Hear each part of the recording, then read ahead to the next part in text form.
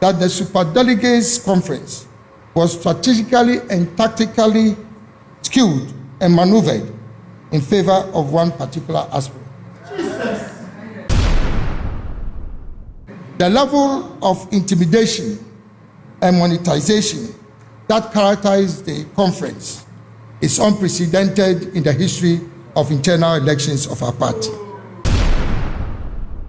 Eduabana mbre woni dua so a ayana de bianim wo watete nsem bebre ayefa alan ho say wa resign for MPP amanyoko nim dodo na so be form ne party sese de abotre ene wo twen ayere atwen to date ene 25th panyini ababonten already was what in the party the movement for change na sese ameno ka say was rely blame on the discipline committee and MPP executive say omo forje Bawumia vote no Emma Dr. Muhammadu Bawumia enyo be da na fi do to ya na be ko ne kwakuti Honorable Alan Kojo Chematen.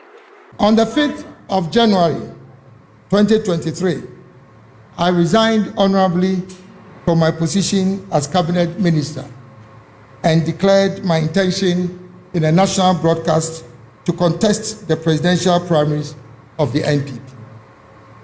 On the 26th of August this year, I participated in the Super Delegates Conference to shortlist the 10 aspirants who had filed their nominations to contest in the primaries. I was selected as one of the 5 candidates to contest for the main presidential primaries scheduled for the 4th of November 2023.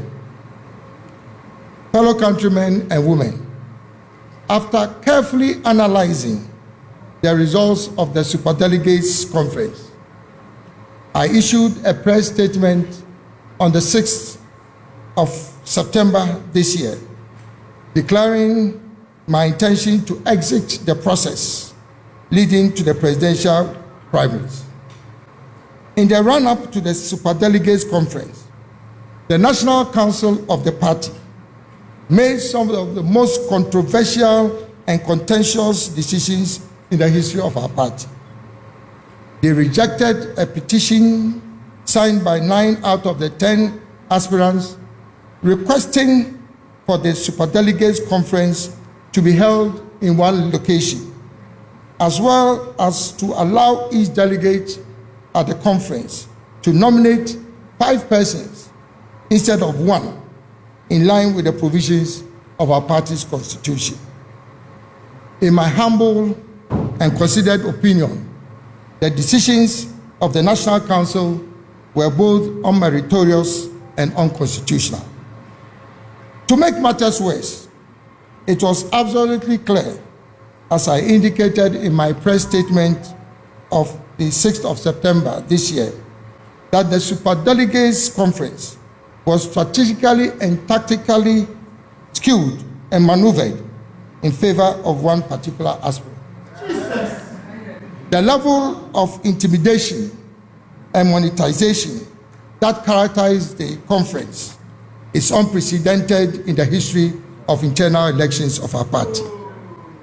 The subsequent decisions made by the National Council to vary the rules of procedure for the runoff arising from the Superdelegates Conference, in direct contravention of both the Constitution of the party and the guidelines which had been issued by the Presidential Primary Elections Committee, will go down in history as a travesty of justice and a demonstration of high-handedness by the highest decision-making body of the party, second only to the annual delegates conference.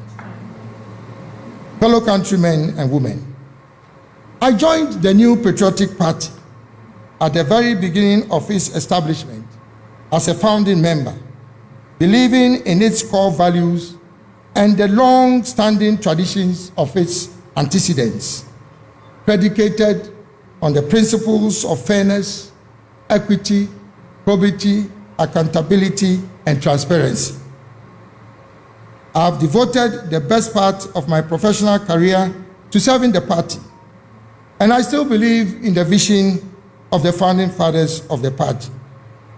However, the NPP, as it exists now, has very little resemblance to the party that I joined in 1992 and helped to make.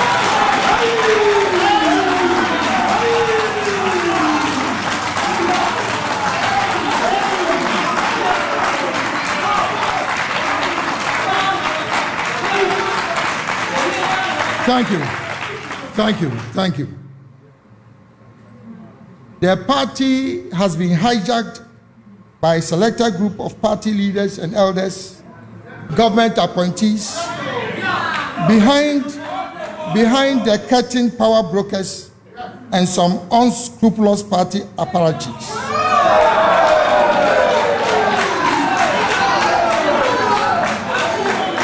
It was my fervent wish to use the vehicle of their party to bring my God-given talents, experience, and knowledge acquired both locally and internationally over a period of 46 years to serve our dear nation, Ghana, at the highest level of executive authority. It is abundantly clear to me that my services and contributions to the party are not appreciated.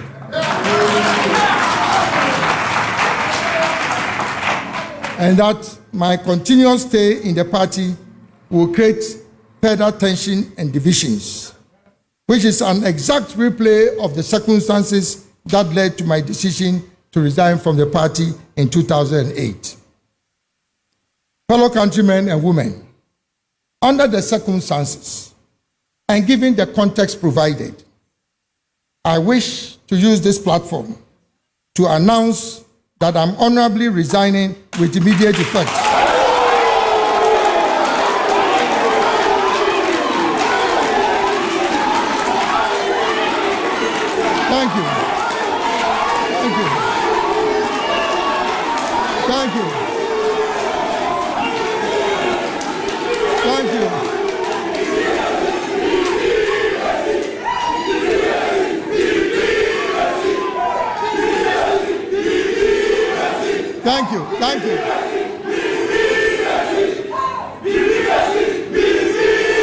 Thank you. Thank you very much. Thank you very much. Thank you very much. Thank you very much. And I repeat, under the circumstances and given the context provided, I wish to use this platform to announce that I'm honorably resigning with immediate effect from the new Patriotic Party to contest for the high office of the President of the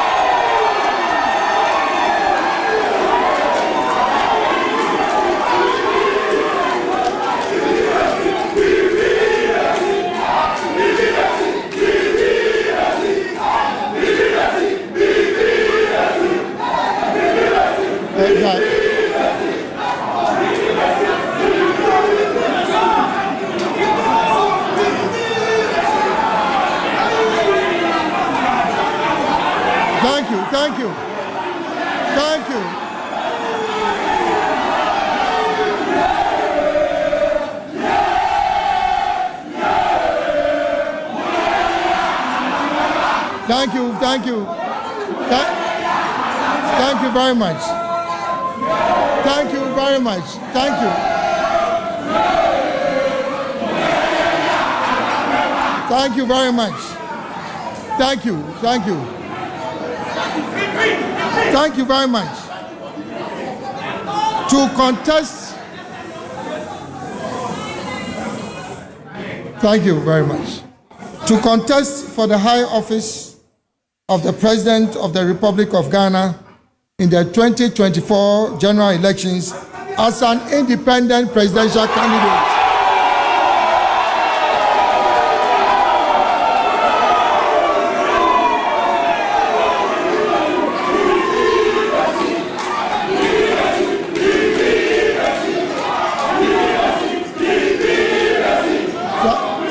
Thank you.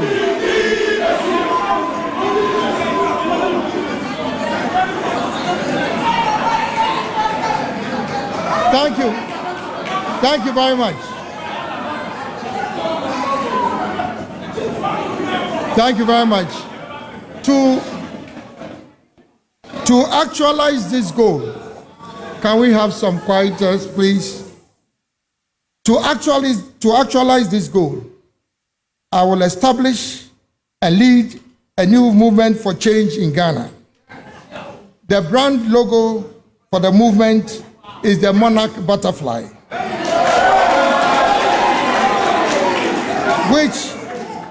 which politically symbolizes change and transformation, hope and positivity.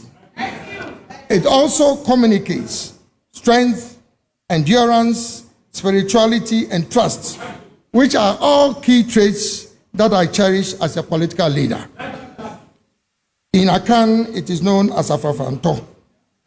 The brand motto of the movement is Ghana will rise again.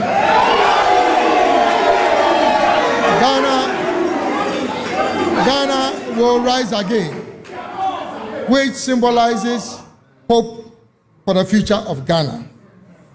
The new movement will be led and powered by the youth of Ghana.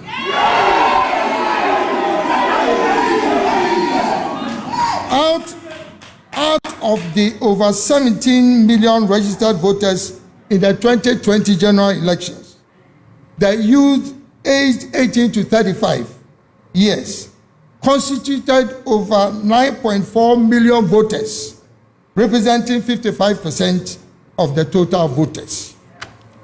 This is a constituency that you cannot ignore. It is acknowledged without doubt that the youth represent the future of our country, and yet they constitute the most vulnerable section of our society.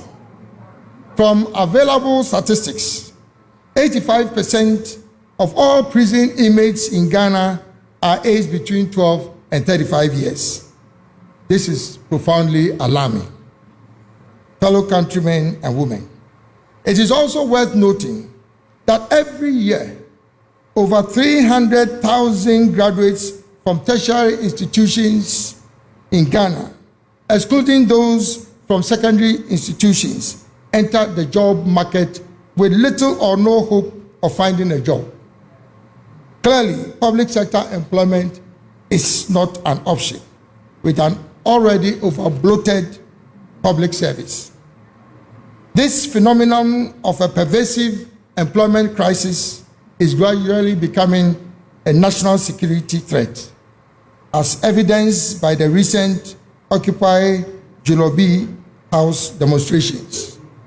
The initial reaction of the police in manhandling some protesters is not the solution to the problem.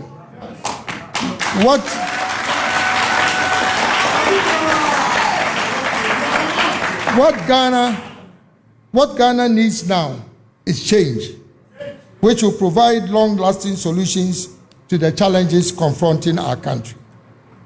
Fellow countrymen and women, I'm using this platform to introduce myself to you, the good people of Ghana, and humbly seek your support to become the next president of the Republic of Ghana.